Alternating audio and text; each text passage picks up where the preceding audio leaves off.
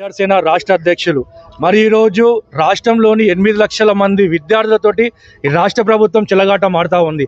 గత 10 నెలలుగా మెస్ ఛార్జీలు చెల్లించకపోవడంతో మరి ఈ రోజు వ్యాపారవేత్తలు ఈరోజు కోడిగుడ్లు ఆపేస్తూ ఉన్నారు, అరటిపండ్లు ఆపేస్తూ ఉన్నారు, నిత్యావసర వస్తువులు కూరగాయలు ఆపేస్తూ ఉన్నారు, నూనె పప్పులు ఆపేస్తూ ఉన్నారు. మరి ఏ విధంగా సంక్షేమ హాస్టల్లో భోజనం తింటారని చెప్పి రాష్ట్ర ప్రభుత్వాన్ని ప్రశ్నిస్తూ ఉన్నాం. మరి చూసుకుంటే అద్దె భవనాలలో మరి హాస్టల్ నడుస్తూ ఉన్నాయి.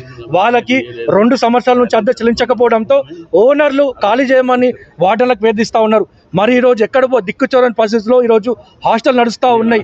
మరి ఈరోజు కరెంటు బిల్లులు కూడా దాదాపు రెండు సంవత్సరాల నుంచి కరెంటు బిల్లులు చెల్లించకపోతే ఈరోజు కరెంటు కట్ చేస్తే ఎగ్జామ్స్ పీరియడ్లో ఏ విధంగా పిల్లలు చదువుకుంటారు, ఏ విధంగా వాళ్ళు పాస్ అవుతారు, ఆ ప్రభావం ఎగ్జామ్ మీద పడుతుందని చెప్పి కూడా ఈ రాష్ట్ర ప్రభుత్వాన్ని గుర్తు చేస్తూ ఉన్నాం. మరి ఈరోజు ఉత్తరాల హాస్టల్ కృష్ణన్న గారు 5 రోజులు ఆమరణ దీక్ష చేస్తే ఈ సంక్షేమ హాస్టల్ ఫీజు రింబర్స్మెంట్ వచ్చింది. మరి ఈరోజు సంక్షేమ హాస్టల్ గండి కొట్టే గత ప్రభుత్వం చేసిన తప్పే మరి ఈ రాష్ట్ర ప్రభుత్వం కూడా అదే తప్పుదోవలో పోతా ఉంది. మరి ఫీజు రింబర్స్మెంట్ చెల్లిస్తలేదు, సంక్షేమ హాస్టల్ సొంత భవనాలు చేస్తలేదు. సెక్రటరీ మరి ఈరోజు ఫైనాన్స్ వాళ్ళు రిజెక్టెడ్ అని మెసేజ్ పంపిస్తారా?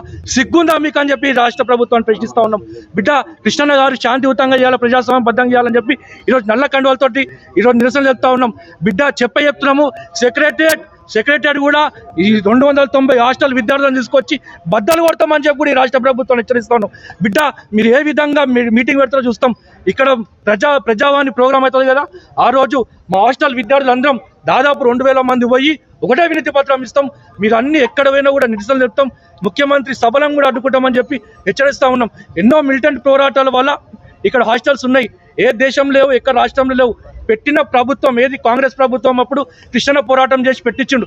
మరి అది కాపాడాల్సిన బాధ్యత కాంగ్రెస్ ప్రభుత్వం మీదనే ఉందని చెప్పి కూడా ఈ కాంగ్రెస్ ప్రభుత్వానికి తెలియజేస్తూ ఉన్నాను. ఎందుకంటే ఎన్నో ఆశలతోటి కొత్త ప్రభుత్వాన్ని ఎన్నుకుంటే ఇదా మీరు చేసేది రాష్ట్ర ప్రభుత్వం అని చెప్పి రాష్ట్ర ప్రభుత్వాన్ని ప్రశ్నిస్తూ ఉన్నాం. రేవంత్ రెడ్డి ముఖ్యమంత్రి గారి సూటిగా ప్రశ్నిస్తూ ఉన్నాం. మీరు ఒకసారి హాస్టల్కి రండి, హాస్టల్ సమస్యలు తెలుసుకోండి, హాస్టల్లో ఒక పూట భోజనం చేయండి, మీకు హాస్టల్ గురించి తెలుస్తుంది. ఎక్కడో సెక్రటరియట్లు ఉండి మీరు సెక్రటరీ భోజనం చేయడం కాదు, 15 రూపాయల భోజనం ఏ విధంగా సాధ్యమని చెప్పి ముఖ్యమంత్రి రేవంత్ రెడ్డి గారిని కూడా ప్రశ్నిస్తూ ఉన్నాం.